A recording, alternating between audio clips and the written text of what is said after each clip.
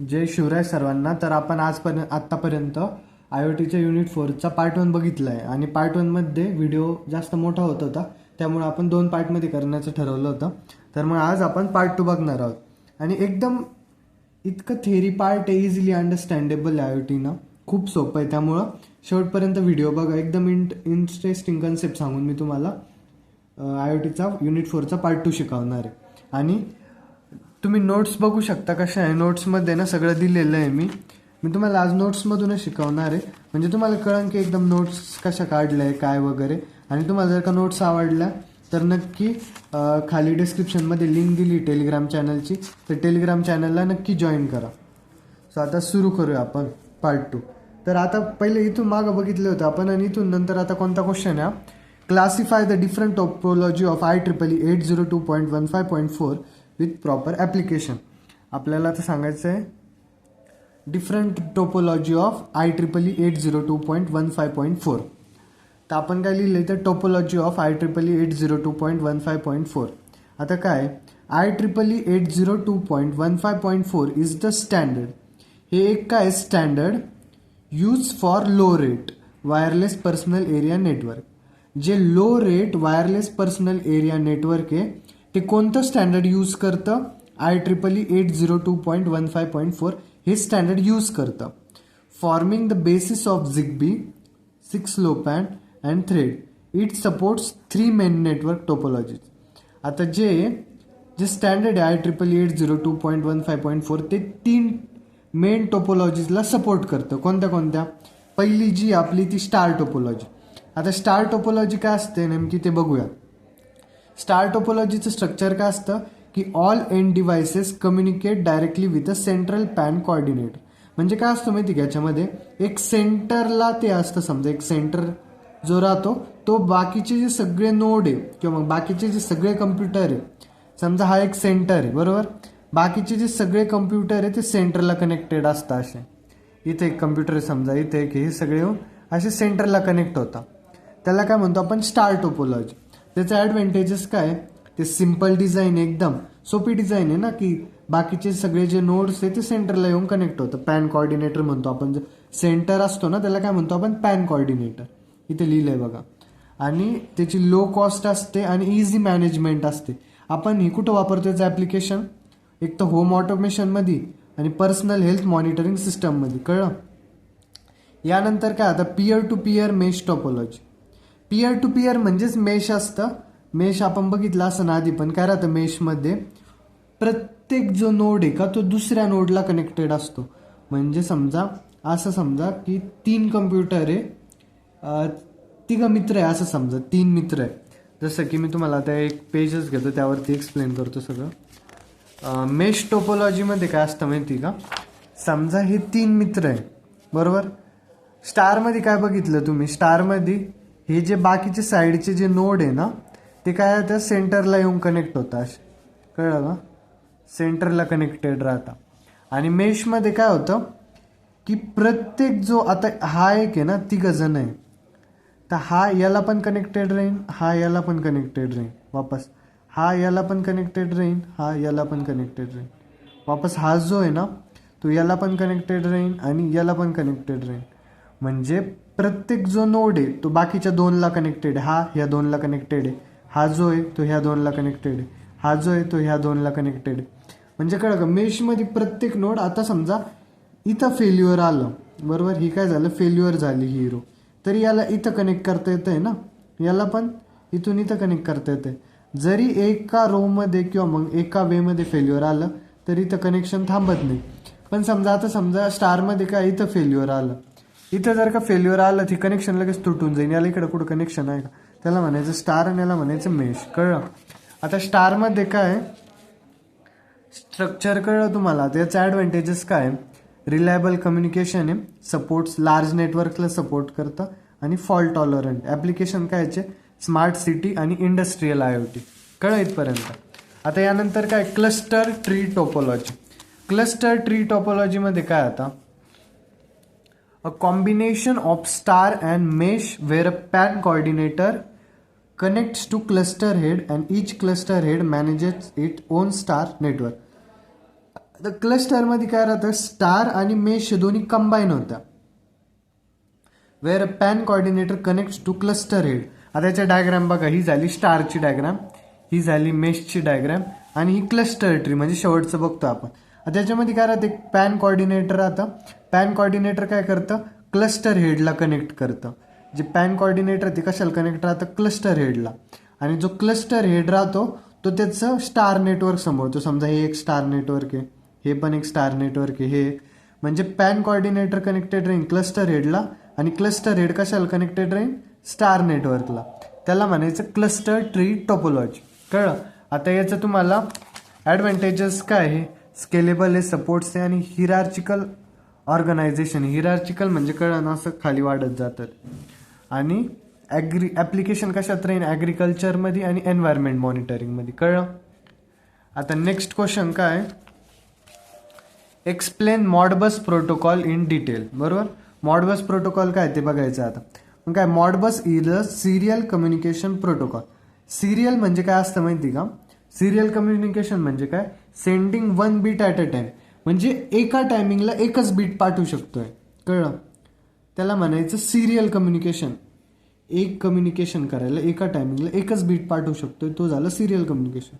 आणि ते मॉडबस कोणी डेव्हलप केलं होतं, एक मॉडिकॉन नावाची कंपनी होती, तिनं 1979 मध्ये ते इन्व्हेंट केलं होतं. कळलं. It was widely use in industrial automation and SCADA system to connect electronic devices. आता समजा इंडस्ट्रीमध्ये कुठं पण काय राहतं, इलेक्ट्रॉनिक डिव्हायसेस राहतं अवेलेबल. बरोबर. किती मोठे एखाद्या इंडस्ट्रीमध्ये. आता ते इलेक्ट्रॉनिक डिव्हायसेसला एकामेकांशी कनेक्ट करायला कोण मदत करतं, मॉडबस मदत करतो. म्हणजे कळलं का. It works on master slave architecture where one master communicates with multiple slaves. म्हणजे कळलं, एक मास्टर स्लेव्ह आर्किटेक्चरवरती काम करतं ते, जिथं एक जो मास्टर राहतो तो मल्टिपल स्लेव्सला कनेक्ट राहतो. आता समजा की एका क्लासमध्ये जो शिकवणारा सर असतो त्याला आपण मास्टर म्हणलं, आणि एक स्लेव्ह म्हणजे आपण मुलं झालो सगळे. बरोबर. आणि जो मास्टर जो आहे तो एकच असतो, पण तो बाकीच्या सगळ्या विद्यार्थ्यांशी कनेक्टेड राहतो ना. म्हणजे एक मास्टर किती पण स्लेव्सला कनेक्ट असू शकतोय. कळलं इथपर्यंत. आता याचे की फीचर्स काय, open and royalty free protocol. म्हणजे काय माहिती का, हा फ्री प्रोटोकॉल मॉडबस एका यूज करण्यासाठी फ्री आहे सगळ्यांसाठी. आणि simple, robust and easy to implement. Robust म्हणजे काय, आता समजा एखादं रफ एन्व्हायरमेंट आहे कुठं पण, जिथं एन्व्हायरमेंट कंडिशन थोडी खराब आहे, तिथं पण हे मॉडबस वर्क करू शकतंय. त्याला म्हणजे सिम्पल, रोबस्ट आणि इझी टू इम्प्लिमेंट आहे. Works over serial lines and TCP/IP. Serial लाईनवरती वर्क करतं, TCP/IP प्रोटोकॉल यूज करतं. Supports up to 24/7 slave decision in one network. 247 slave decisions in one network. Common in PLCs. आता याचे example काय, PLCs, sensors, actuators आणि स्कॅडा systems. करा. आता वर्किंगमध्ये काय येणार आहे, मास्टर डिव्हाइस. आता याच्यामध्ये कसं राहतं माहिती का, आज समजा की हा एक काय झालं, मास्टर डिव्हाइस आहे, हा एक झाला मास्टर. बरोबर. आणि इकडे काय असतो, एक स्लेव्ह असतो, मास्टर स्लेव्ह असतं. आता मास्टर काय करीन, रिक्वेस्ट भेजीन कोणाकडं, म्हणजे रिक्वेस्ट पाठवून स्लेव्हकडं. स्लेव्ह काय करीन, ही रिक्वेस्ट कशाच्या फॉर्ममध्ये जाते माहिती का, एक तर इथं फंक्शन कोड पाठवतो आपण, फंक्शन कोड असतं, किंवा मग काय असतं शकतंय, मेमरी ॲड्रेस असू शकतोय, मेमरी ॲड्रेसच्या फॉर्ममध्ये ही रिक्वेस्ट जाती स्लेव्हकडं. बरोबर. आता स्लेव्ह काय करीन, ते रिक्वेस्टला प्रोसेस करीन आणि एक रिस्पॉन्स पाठवून वापस कोणाकडं, मास्टरकडं. कळलं. हा रिस्पॉन्स जातो मास्टरकडं. असं मास्टर स्लेव्ह कम्युनिकेशन चालतं. याला म्हणायचं आपण मॉडबस म्हणतो आपण. मॉडबसचं काय झालं, वर्किंग झालं आहे. आता यामध्ये काय राहतं, हे फक्त हाफ डुप्लेक्स मोडमध्ये चालतं. कोणता, हाफ डुप्लेक्स मोड. आता हाफ डुप्लेक्स मोड आणि फुल डुप्लेक्स मोड काय असतं सांगा बरं. एक हाफ डुप्लेक्स मोड राहतं आणि एक फुल डुप्लेक्स मोड राहतं. बरोबर. तर हाफ डुप्लेक्स मोड म्हणजे काय, हाफ डुप्लेक्स मोडमध्ये काय राहतं की तुम्ही एका टायमिंगला एकच पाठवू शकता. एक तर ही रिक्वेस्ट जाईल किंवा मग ही रिक्वेस्ट येईल. बरोबर. दोन्ही एक सोबत येणार नाही, त्याला म्हणायचं हाफ डुप्लेक्स मोड. आणि ज्या कंडिशनला दोन्ही रिक्वेस्ट म्हणजे रिक्वेस्ट आणि रिस्पॉन्स एकाच वेळेस चालतो त्याला म्हणायचं फुल डुप्लेक्स मोड. कळलं का, हाफ डुप्लेक्स मोड आणि फुल डुप्लेक्स मोड. तर हे काय वर्किंग झालं मॉडबस. इथे एकदा वाचून घ्या तुम्ही, तुम्हाला कळून जाईल. कळलं. आता यानंतर आपण काय बघणार आहोत, मॉडबसचे डेटा मॉडेल. आता मॉडबसचे डेटा मॉडेल काय, मॉडबस ऑर्गनायझेस डेटा इन 4 टेबल्स. एक तर डेटा टाईप मध्ये ॲक्सेस टाईप आणि एक्झाम्पल यूज असतं. डेटा टाईपमध्ये काय राहतं, कॉइल्स असता. कॉइल्समध्ये काय राहतं, आता एक तर रीड करू शकतो किंवा राईट करू शकतोय. त्याचं एक्झाम्पल काय, डिजिटल आउटपुट, ते ऑन ऑफ असतं. आणि डेटा टाईप समजा दुसरा आहे कोणता, डिस्क्रीट इनपुट, त्यामध्ये फक्त रीड ओनली ऑपरेशन असतं. आणि ते डिजिटल इनपुटमध्ये एक्झाम्पल काय, स्विचेस आहे, बरोबर. इथं इनपुट रजिस्टर ते फक्त रीड ओनलीसाठी असतं. आणि एक्झाम्पल काय, analog sensor values. Holding register read राईटसाठी असतं, त्यासाठी सेट पॉईंट्स आणि कॉन्फिगरेशन. कळलं इथपर्यंत. आता कोणतं आहे, मॉडबस कम्युनिकेशन मॉडेल. आता मॉडबस कम्युनिकेशन मॉडेलमध्ये 3 इम्पॉर्टंट आहे. कोणतं, मॉडबस RTU, मॉडबस ASCII आणि मॉडबस TCP/IP. पहिलं बघूया मॉडबस RTU. मॉडबस RTU मध्ये काय असतं, रिमोट टर्मिनल युनिट आहे. काय ते, रिमोट टर्मिनल युनिट आहे. म्हणजे बायनरी डेटा फॉर्मॅट असतो, त्यामध्ये कॉम्पॅक्ट आहे आणि फास्टर आहे. आणि हे सिरियल कम्युनिकेशनमध्ये यूज होतं. आता मॉडबस RTU झालं. RTUचं फुल फॉर्म काय, रिमोट टर्मिनल युनिट.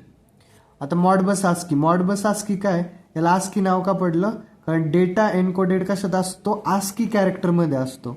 आणि हे इझियर टू डिबग आणि स्लोअर आहे थोडंसं, बरं. मॉडबस TCP/IP काय, runs over Ethernet network, allows easy integration with modern IoT cloud system. हे इथरनेट नेटवर्क्सवरती रन करतं आणि easy integration with modern IoT cloud system असते याला. क्लाउड सिस्टम माहिती ना, की जिथं आपण डेटा स्टोअर करू शकतोय त्याला म्हणायचं क्लाउड सिस्टम. कळलं. आत्ता जे बघणार आहोत आपण त्याचे ॲप्लिकेशन्स एकदा वाचून घ्या. काय सोपं आहे. इंडस्ट्रियल ऑटोमेशन अँड फॅक्टरी इक्विपमेंटमध्ये असतं. Supervisory control and data acquisition असतं. Smart grids and energy management असतं. बिल्डिंग ऑटोमेशन असो, मॉनिटरिंग कंट्रोल सेन्सर्स ॲक्च्युएटर्स आणि IoT. या सगळ्या गोष्टींसाठी मॉडबस आपण यूज करतो. ॲप्लिकेशन वाचून घ्या, एकदम इझी आहे, तुम्हाला इझी समजून जातील. कळलं इथपर्यंत. मॉडबस कळलं. आता कशासाठी यूज होतं सांगा बरं मॉडबस. जिथं समजा इंडस्ट्रियल सिस्टम असो, एखादी फॅक्टरी असो, तिथले जे युनिट्स असतात किंवा मग जे ऑब्जेक्ट्स असतात किंवा मग जे काय म्हणतो आपण मशिनरीज असतात, ते एकमेकांसोबत त्यांचं कम्युनिकेशनसाठी आपण काय यूज करतो, मॉडबस यूज करतो. कळलं.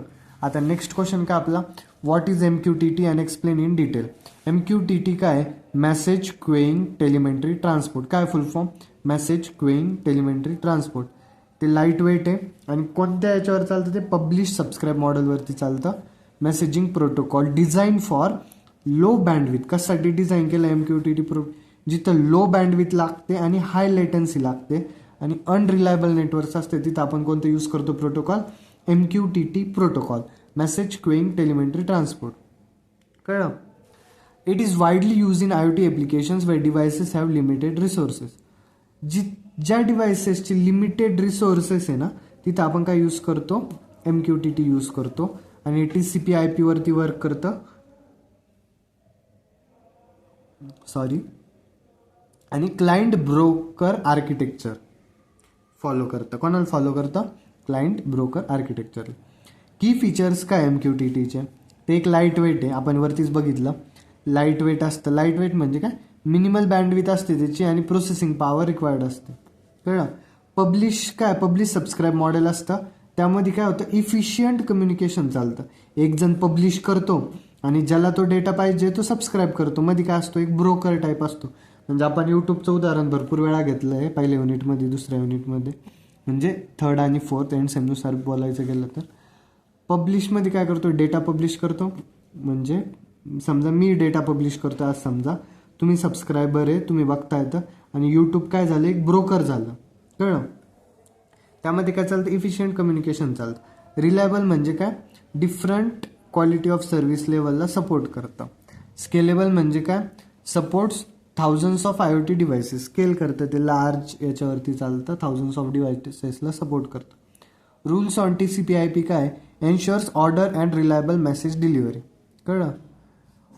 TCP/IP मध्ये काय राहतं, की ऑर्डर डिलिव्हरी असते. मेसेज एकामागे एकच पाठवला जातं, असं नाही तो पहिला पाठवला तो शेवटला पोहोचला, असं नाही चालत. आणि रिलायबल मेसेज डिलिव्हरी म्हणजे जेवढे मेसेज तुम्ही पाठवताय तेवढे समोरच्यापर्यंत पोहोचता.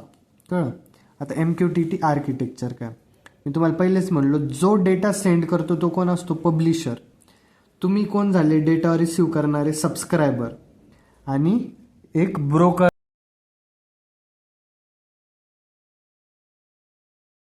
एक काय असतो, ब्रोकर असतो. ब्रोकर काय करतो, जो दोन्हींना मॅनेज करतो. आता मी काय म्हटलो की आता समजा मी तुम्हाला डायरेक्ट उदाहरण समजून सांगतो. काय, समजा तुम्ही झाले, नाही मी झालो काय, पब्लिशर, बरोबर. मी काय केलं, एक व्हिडिओ पब्लिश केला. एक समजा IoTचाच व्हिडिओ जर आपण जो शूट करतोय तो कुठं जाईन, पहिले यूट्यूबकडे जाईन, बरोबर. यूट्यूबकडे गेल्यानंतर कुठे येणार आहे, तो तुमच्याकडे येईन. तुम्ही कोण आहे, सबस्क्रायबर, बरोबर.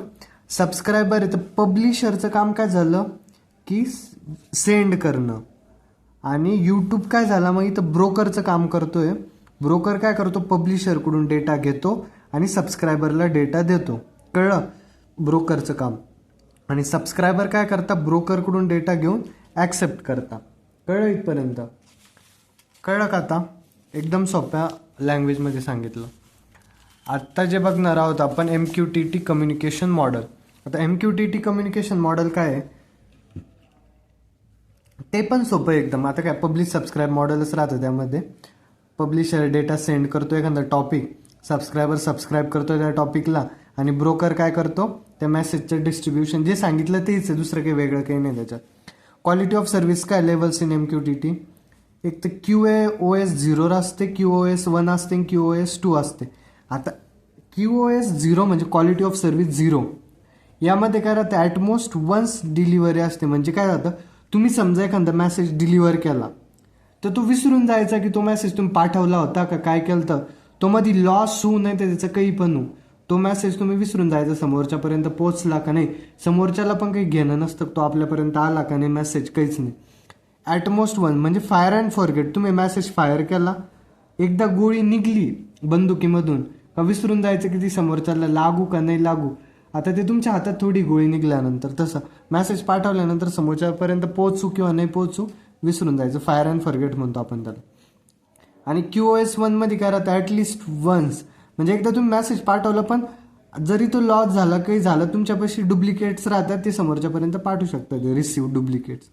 आणि QoS 2 मध्ये काय राहतं, एक्झॅक्टली वन्स. हे सेफेस्ट असतं पण एकदम स्लोवेस्ट असतं. कळलं. आता काय, ॲप्लिकेशन्स ऑफ MQTT.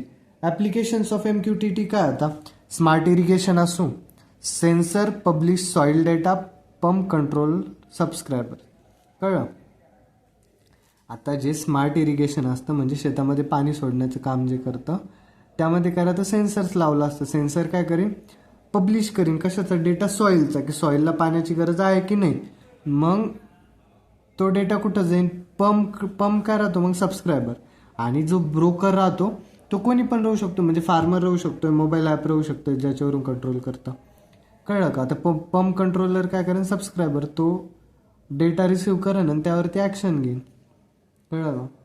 स्मार्ट होम्समध्ये काय राहतं, लाईट राहतं, thermostats, exchanges data, healthcare IoT, wearable devices sending health data to cloud app. आता तुम्ही वाचू शकता एकदम सोप्या सोप्या गोष्टी, स्मार्ट सिटीज ॲप्लिकेशन वगैरे. कळलं का. यानंतर जे ते MQTT आर्किटेक्चर आहे. आता MQTT आर्किटेक्चरमध्ये काय, पब्लिशर असतो, MQTT ब्रोकर असतो, सबस्क्रायबर, ॲक्च्युएटर. आणि आता समजा पब्लिशरनी पब्लिश केला डेटा, मग तो कोणाकडे जाईन, MQTT ब्रोकरकडे जाईन, ब्रोकर जो राहतो तो. आणि सबस्क्रायबर ज्यांनी सबस्क्राईब केलं आहे, आता इथे सबस्क्रायबर एक ॲप असू शकतं काही, किंवा मग डॅशबोर्ड असू शकतो, ॲक्च्युएटर म्हणून आपण दोन्ही ॲरोनी दाखवलेलं आहे. कळलं का. एकदम सोप्या भाषेत दिलं. अशा नोट्समध्ये म्हणजे डायग्राम काढलेलं आहे सगळं. मी तुम्हाला नोट्समध्ये शिकवण्याचं कारण एवढंच आहे की तुम्हाला नोट्समध्ये काय काय वगैरे सर्व कळावं, कशा प्रकारे नोट्स आहे, क्वेश्चन आन्सर दिलेले, सगळ्या PYQचे आन्सर दिलेले आहे त्यामध्ये. तर तुम्ही नक्की जाऊन टेलिग्रामच्या चॅनलला जॉईन व्हा आणि चॅनलला सबस्क्राईब करा आणि ग्रो करण्यासाठी मदत करा. त्यानंतर काय, आता explain SCADA protocol standardization. SCADA protocol standardization काय असतं, आता स्केडा म्हणजे काय, supervisory control and data acquisition. स्केडाच्या नावावरूनच कळतं आपल्याला की असा व्यक्ती जो सगळं सुपरवाइज करतो, कंट्रोल करतो आणि डेटा ॲक्विजिशन. आता याला आपण कोणत्या उदाहरणावरून समजू, एक असं रिअल लाईफ उदाहरण घेऊ. जसं की आता समजा मी तुम्हाला याच्यावरती पेजवरती समजून सांगतो. पेजवरती कसं, आता समजा एक ब्लॉक आहे, तुम्ही एक्झाम देताय बरोबर. ब्लॉकमध्ये इथं मुलं बसलेले, असे मुलं बसले आणि एक जो टीचर आहे तो इथं उभा आहे. तो टीचर काय करतो, समजा तुम्ही एक्झाम देताय ते एक्झाम हॉलमध्ये, तो तुम्हाला सुपरवाइज करतो. आपण म्हणतो ना आज हे सुपरवायझर होते, ते सुपरवायझर होते, तर तो तुम्हाला सुपरवाइज करतो. आणि काय राहतं, सगळं कंट्रोल करतो एवढ्या मुलांना की कोणी कॉपी आणली का नाही, कोणी चिटिंग करतंय का नाही क्लासमध्ये. आत्ता आणि डेटा ॲक्वायर करतो तो, की समजा एखाद्याने इकडं तिकडं बघितलं मुलांनी वगैरे, तर डेटा ॲक्विजिशन वगैरे. म्हणजे एक असा व्यक्ती जो सगळ्या डिव्हायसेसवरती नजर ठेवून असतो, सगळ्या डिव्हायसेसला कंट्रोल करतो, त्याला काय म्हणायचं, स्कॅडा. आणि स्कॅडा काय माहिती का, समजा तुम्ही काय करताय एखाद्या कंपनीमध्ये, मॅन्युअल वर्क कमी करण्यासाठी, माणसांचं काम कमी करण्यासाठी जे सॉफ्टवेअर वापरतो आपण कंपनीमध्ये, त्याला आपण स्कॅडा म्हणतो. समजा एक मशीन आहे, ह्या मशीनला काम करणारे लागताय 5-6 जण आहे. समजा हा एक जण आहे, हा एक जण आहे, हे असे 4-5 जण आहे जे मशीनवरती वर्क करताय. पण काय झालं की यांना जी सॅलरी जात होती ती खूप जास्त जात होती. मग सॅलरी असो किंवा मॅन्युअल वर्क असो, ते कमी करण्यासाठी आपण एक सॉफ्टवेअर आणलं. सॉफ्टवेअरचं नाव काय दिलं आपण, स्केडा, बरोबर. Supervisory control and data acquisition, SCADA. आता स्केडा काय करेन, या सगळ्या माणसांना रिप्लेस करून टाकेन आणि सगळं काम ऑटोमेशन करून टाकेन. म्हणजे स्केडाच नजर ठेवीन या मशीनवरती की काम करतंय का नाही, सेन्सर्सवरती वगैरे. कळलं का स्केडा म्हणजे काय, एक आयडिया आली ना तुम्हाला स्केडा म्हणजे काय. आता बघा याची definition, are use in industrial automation. जी इंडस्ट्री असते, जिथे ते मशीन असते, त्या मशीनला ऑटोमेशन करण्यासाठी स्कॅडा यूज होतं. To monitor and control process. SCADA काय करतं, मॉनिटर करतं, कंट्रोल करतं प्रोसेसला. सचेस आता इंडस्ट्री कोणती राहू शकते, पॉवर प्लांट राहू शकतं, वॉटर ट्रीटमेंट राहू शकते, स्मार्ट ग्रिड्स राहू शकतं. Since SCADA integrates equipment from multiple vendors. Vendors म्हणजे माहिती आहे तुम्हाला, जो विकणारा राहतो तो. आता समजा एखाद्याने वेगळ्या वेगळ्या कंपनीचे मशीन विकले तुमच्याकडं, तर स्केडा काय करतं, त्या सगळ्या मशीन्सला जोडण्याचं काम करतं आणि सगळ्यावरती नजर ठेवून असतं ना. मग स्केडाचं काम काय, सगळ्या मशीनला इंटिग्रेट करणं. इंटिग्रेट करणं म्हणजे काय, एकत्र आणणं. Standardization of communication protocol is essential for interoperability, security and reliability. कळलं इथपर्यंत. Need for standardization. आता स्टँडर्डायझेशनची नीड काय, different devices from different manufacturers must communicate, reduces vendor lock in आणि ensure security in critical infrastructure. आता जे critical infrastructure आहे तिथं सेक्युरिटी जास्त असण्यासाठी डिफरंट डिव्हायसेस. आता वेगळ्या वेगळ्या कंपनीने वेगळे वेगळे प्रोडक्ट्स बनवले किंवा मशीन्स बनवले, त्यांना सगळ्यांना एकत्र आणण्याचं काम, हे सगळं करायचं होतं आपल्याला. त्यासाठी आपण स्केडा आणलं. कळलं. आता improve scalability for large industrial network. जिथं इंडस्ट्रियल नेटवर्क खूप वाढलेलं आहे तिथं काय करतं, स्केलेबिलिटी वाढवायचं काम करतं. Major standardize SCADA protocol. आता मेजर स्टँडर्डाइज स्केडा प्रोटोकॉल कोणते, मॉडबस. मॉडबस बघितलं आपण, मॉडबसचं काम काय होतं सांगा बरं, तेच एक वेगळ्या वेगळ्या डिव्हायसेसला एकत्र आणणं. हा open protocol for communication between PLCs आहे. आता मॉडबसमध्ये आपण बघितलं होतं बघा, मास्टर स्लेव. तर मास्टर जे राहतं किंवा स्लेव जे राहतं त्याचे एक्झाम्पल्स आहे PLC, सेन्सर, स्कॅडा. हे कशासाठी यूज होतं, मॅन्युफॅक्चरिंगसाठी आणि एनर्जी सिस्टीमसाठी. कळलं. आता DNP3 म्हणजे काय, डिस्ट्रीब्युटेड नेटवर्क प्रोटोकॉल IEEE 1815. कळलं. वाईडली यूज इन, हे DNP कुठे यूज होतं, इलेक्ट्रिकल पॉवर सिस्टम्समध्ये जास्त यूज होतं. कळलं. आता वेगळ्या वेगळ्या कंपन्या असू शकतात, वॉटरची असू शकते, इलेक्ट्रिकलची असू शकते, तिथं आपण वेगळे स्टँडर्ड यूज करू. जसं की मॉडबस कुठे यूज केलं आपण, एनर्जी मॅन्युफॅक्चरिंग किंवा सिस्टमसाठी. तिथं DNP3 कुठे यूज केलं आपण, इलेक्ट्रिक पॉवरसाठी. कळलं. सपोर्ट DNP3 कशाला सपोर्ट करतं, time stamp data, secure communication and event logging. कळलं इथपर्यंत. आता यानंतर काय बघणार आपण, IEC 608705104. हे काय एक युरोपियन स्टँडर्ड आहे फॉर पॉवर सिस्टम स्केडा. कळलं. आणि use for telecontrol in electrical substations. Control करण्यासाठी यूज होतं हे इलेक्ट्रिकल सबस्टेशन्सवर.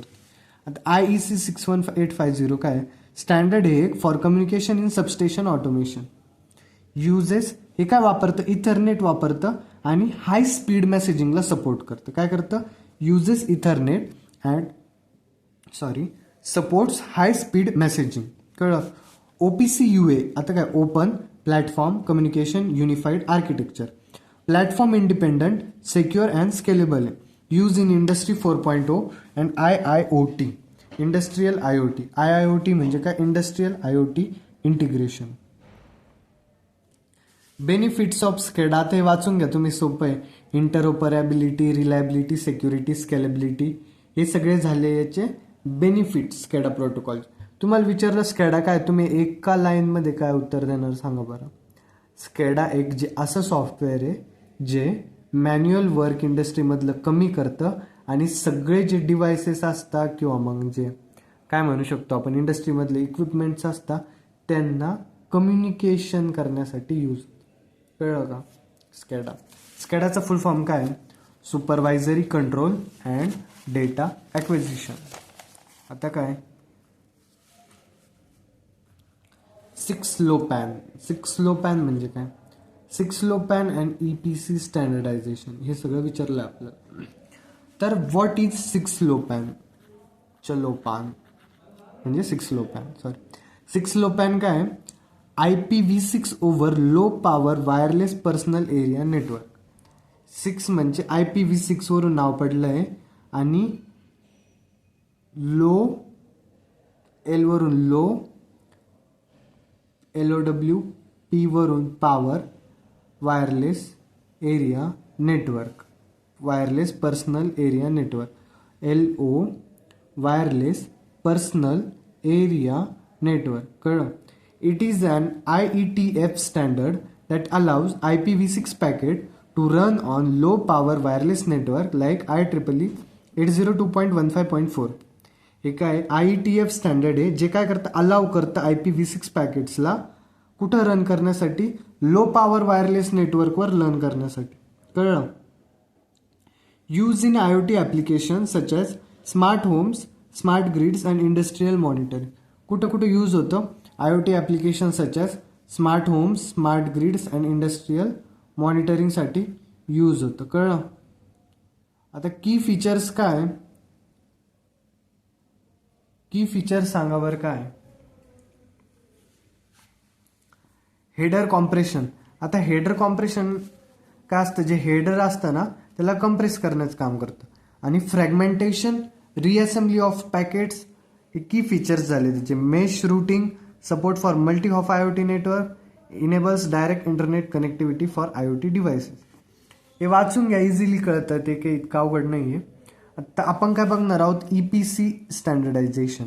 EPC स्टँडर्डायझेशन काय, electronic product code. EPC is an RFID based identification standard develop by EPC global. कोणी develop केलं आहे, EPC ग्लोबलने. RFID बेस्ड आयडेंटिफिकेशन आहे म्हणजे हे काय करतं, समजा आता जे समजा पुढं समजू तुम्हाला लगेच कळून जाईल. It gives each physical object a unique digital identity. म्हणजे प्रत्येक जे फिजिकल ऑब्जेक्ट आहे ना त्याला एक डिजिटल आयडेंटिटी देतं. ते एखादा कोड असो किंवा बारकोड असो, हे सगळं काय एक डिजिटल आयडेंटिटी झालं ना. आता एखाद्या गोष्टीवरती बारकोड दिलेलं आहे, आता तुम्ही काय करशाल, एखाद्या मॉल वगैरे वरती गेले किंवा मग तिथं काय राहतो प्रत्येक प्रोडक्टवरती बारकोड असेल, तो बारकोड RFIDच्या मदतीने पण स्कॅन होऊ शकतो आणि त्याची काय करते, प्राइस कळते. मग RFID ते कशासाठी यूज होतं, असं इन्व्हेंटरी मॅनेजमेंटसाठी वगैरे. आणि RFID हे याच्यासाठी पण यूज होतं, फास्ट टॅग असतं ते, म्हणजे आपण नाही का गाड्यांवरती टोल कलेक्ट करण्यासाठी आता नवीन सिस्टीम आली व्हेकल्सवरती, RFID टॅगला वापरला जातो आणि तो कशाच्या मदतीने स्कॅन होतो, रेडिओ वेव्सच्या मदतीने स्कॅन होतो. कळलं. EPC is stored on RFID tags and can be read wirelessly. EPC कुठं स्टोर्ड असतं, RFID टॅग्सवरती, जे आपण प्रोडक्ट्सला किंवा टॅग्स असतात ना त्यावरती EPC स्टोर्ड असतं आणि ते आपण वायरलेसली रीड करू शकतोय. कळलं. कळलं का इथपर्यंत. आता याच्यानंतर काय बघणार आहोत आपण, EPC स्टँडर्डायझेशन इन्क्लूड्स. आता EPC स्टँडर्डायझेशन काय काय इन्क्लूड करतं ते बघणार आहोत. आता बघा, EPC कोड्स असता format for product identification. EPC कोडचा कळला, फॉर्मॅट फॉर प्रोडक्ट आयडेंटिफिकेशनसाठी जो कोड असतो त्याला EPC कोड म्हणतात. EPC information services, standard for sharing EPC data across enterprises. काय EPC इन्फॉर्मेशन सर्व्हिसेस काय असं एक स्टँडर्ड आहे जे sharing EPC data across enterprises. EPC global architecture framework ensures interoperability between RFID devices. जे EPC ग्लोबल आर्किटेक्चर फ्रेमवर्क आहे ते काय करतं, एन्श्योर करतं, खात्री करतं की interoperability between RFID devices and enterprise system. Interoperability म्हणजे काय माहिती ना, मी तुम्हाला पहिल्यापासून सांगत आलो आहे, जर का तुम्ही माझे लेक्चर फॉलो करत असाल तर. इंटरऑपरेबिलिटी म्हणजे काय की एकत्र काम करणं, म्हणजे आता IoT सिस्टम्स जे राहते वेगळे वेगळे त्यांना एकत्र काम करवणं किंवा मग एक रूल लावणं सगळ्यांसाठी, त्याला म्हणतो आपण interoperability. Plays a major role in supply chain management. मी तुम्हाला पहिलेच म्हणलो की काय राहतं, RFID टॅग जो राहतो किंवा EPC कोड जो राहतो ना, तो प्रत्येक ऑब्जेक्टवरती राहतो डिजिटल कोड म्हणून. तर ते इन्व्हेंटरी सप्लाय चेन मॅनेजमेंटसाठी, लॉजिस्टिक इन्व्हेंटरी ट्रॅकिंगसाठी यूज होतं. आता डिफरन्स दिला 6 लो पॅन वर्सेस EPC मध्ये. आता हे तेच आहे आपण जे शिकलो ते हेल्थ केअर वगैरे याच्यासाठी यूज होतं. हे फिजिकल ऑब्जेक्टवरती टॅग असतं, हे EPC ग्लोबल, IETF हे सगळं शिकलो आपण. आता एकदम डिफरन्स वाचून घ्या फक्त, एकदम इझी आहे. यानंतर काय, यानंतर आपण बघणार आहे आता M2M बघणार आहे आपण. कळलं M2M काय असतं सांगा बरं.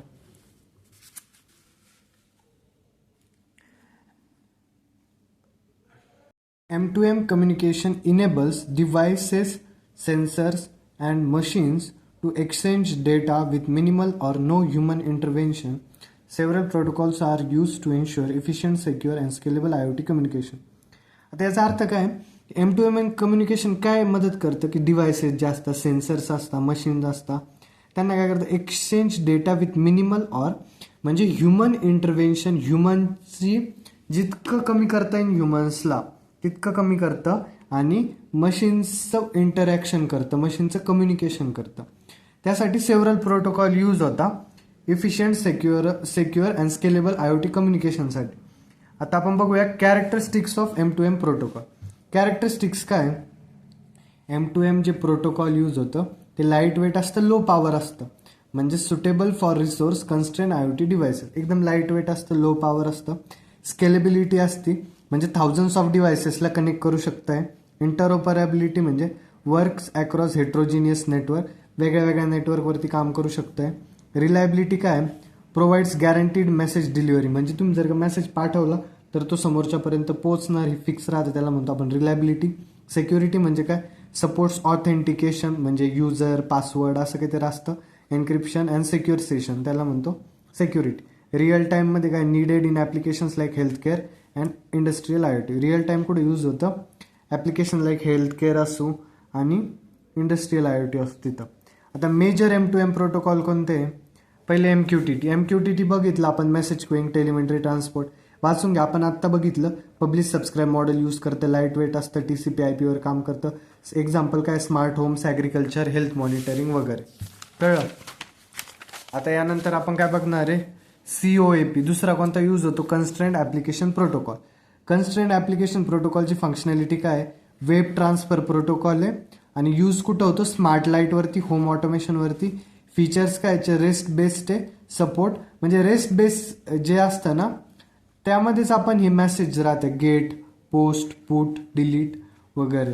कळलं. आपल्याला समजा डेटा फेच करायचा असेल, सेंड करायचं असेल त्यासाठी यूज होतं. किंवा मग आपण कसं डोर लॉक, डोर ओपन बघितलं होतं IoTच्या युनिट 3 मध्ये, त्यामध्ये होतं हे. आता AMQP मध्ये काय, ॲडव्हान्स मेसेज क्यूइंग प्रोटोकॉल. याची फंक्शनॅलिटी काय, हा पण एक वेब ट्रान्सफर प्रोटोकॉल आहे जो कुठे यूज होतो, इंडस्ट्रियल IoT किंवा मग फायनान्शियल ट्रान्झॅक्शनमध्ये. याचे फीचर्स काय, सिक्युरिटी असन, रूटिंग असन, गॅरंटीड डिलिव्हरी असन. DDS काय, डेटा डिस्ट्रीब्युशन सर्व्हिस आहे, जिची functionality real time data exchange with publish subscribe model. काय करतं हे data distribution service, real time data exchange करतं कोणत्या मॉडेलद्वारे? Publish subscribe मॉडेलद्वारे. Publish subscribe model कळायला तुम्हाला. आणि जे 4 मॉडेल बघितले होते आपण IoT मध्ये युनिट 3 मध्ये, जर का तुम्ही पहिला व्हिडिओ बघितला असेल तर तुम्हाला नक्की अजून डीपमध्ये कळेल. युनिट 3 नक्की बघा, माझं एकदम भारी शिकवलंय. त्यामध्ये सगळे मॉडेल्स, IoTचे 4 पिलर्स म्हणजे M2M, SCADA वगैरे ते आहे. आणि म्हणजे ते तिथं कळले तर तुम्हाला इथं एकदम इझी जातं समजण्यामध्ये. कळलं? आता नंतरचा कोणता आहे? XMPP म्हणून आहे. XMPP काय आहे? Extensible messaging and presence protocol. त्याची फंक्शनॅलिटी काय आहे? Messaging protocol adapted for IoT. Use कशामध्ये असतं? Smart appliances, consumer IoT. Features काय? Secure extensible presence detection. कळलं? आता यानंतर काय बघणार आपण? याची डायग्रॅम आहे बघा. प्रत्येक क्वेश्चन खाली म्हणजे जास्तीत जास्त, प्रत्येक नाही म्हणता येणार पण जास्तीत जास्त क्वेश्चन खाली मी डायग्राम काढण्याचा प्रयत्न केला. आता M2M कम्युनिकेशन कोर काय? DDS वापरतो, XMPP वापरतो, AMQP वापरतो, COAP वापरतो, MQTT वापरतो. कळलं इथपर्यंत? आता यानंतरचं काय? यानंतर जो प्रश्न आहे आपला मॉडेल्सचाच प्रश्न आहे हा. पण बघितला होता पण मी डबल लिहिला गेला आहे नोट्समध्ये. तर जे मुलं नोट्स रेफर करताय त्यांनी काळजी घ्यावी या गोष्टीची. आणि असं नाही की टेलिग्राम चॅनलवरती भरपूर मुलांनी जॉईन केलं आहे आणि भरपूर मुलं नोट्सचा फायदा घेत आहे.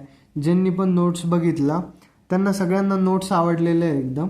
आणि त्यांना असं म्हणजे खात्री पटली आहे की नोट्स पण चांगलं आहे आणि एक्झाम पॉईंट ऑफ व्ह्यूने पण चांगलं आहे सगळं. पॉईंट वाईज आन्सर लिहिले आणि सगळे PYQचे क्वेश्चन्स वगैरे कव्हर केले. क्वेश्चन आन्सर उत्तर. असं नाही की तुम्हाला कोण PDF मधून शिकवतोय मी आणि त्यामधनं तुम्हाला क्वेश्चनचे उत्तर स्वतः काढावं लागतं. मी क्वेश्चन प्लस त्याचे उत्तर काढून दिलेले, तुम्हाला फक्त जाऊन त्या नोट्स रेफर करायच्या आहे बस. आणि एक्झामसाठी त्याचा उपयोग करा जितका पाहिजे तितका. कळलं? आता लास्ट क्वेश्चन आपला या युनिटचा. Analyze the working principle and applications of RFID protocol in IoT systems. आता RFID प्रोटोकॉल्स काय राहतात? तेच मी म्हणलो गाडीवरती जे व्हेकलवरती टॅग यूज होत आहे तेच आहे हे RFID. वर्किंग प्रिन्सिपल काय आता? Radio frequency identification. काय असतं? RFID म्हणजे radio frequency identification uses. Radio वेव्हचा वापर करून हे काय करतं? एखाद्या ऑब्जेक्टला ट्रॅक करतं. कशासाठी यूज होतं? ऑब्जेक्टला जर का ट्रॅक करायचं असेल तर रेडिओ वेव्हचा उपयोग करतो आपण. कळलं? त्यानंतर काय? बेसिक RFID सिस्टम हॅज एक तर टॅग असतं, रीडर असतं, बॅकएंड सिस्टम असते. टॅग काय असतं? एखाद्या ऑब्जेक्टला किंवा मग स्टोअरला युनिक आयडीला अटॅच असेल त्याला टॅग म्हणतो. रीडर काय राहतं? जे RF सिग्नल्स सेंड करतं अँड रिसिव्ह टॅग डाटा. म्हणजे समजा एखादी व्हेकल चालली टोल नाक्यावरती, टोलवरती समजा, आणि तिथं तुम्हाला टोल कलेक्ट करायचं आहे. मग तुम्ही काय? ते गाडीवरचं जे टॅग आहे तो स्कॅन करणार. फास्ट टॅग म्हणतो आपण त्याला. तो स्कॅन केला की तो डेटा तुमच्याकडे येऊन जाणार. बरोबर? बॅकएंड सिस्टम काय? Processes and stores information for IoT applications. जी बॅकएंड सिस्टीम राहते ती इन्फॉर्मेशन प्रोसेस करते आणि स्टोअर करते.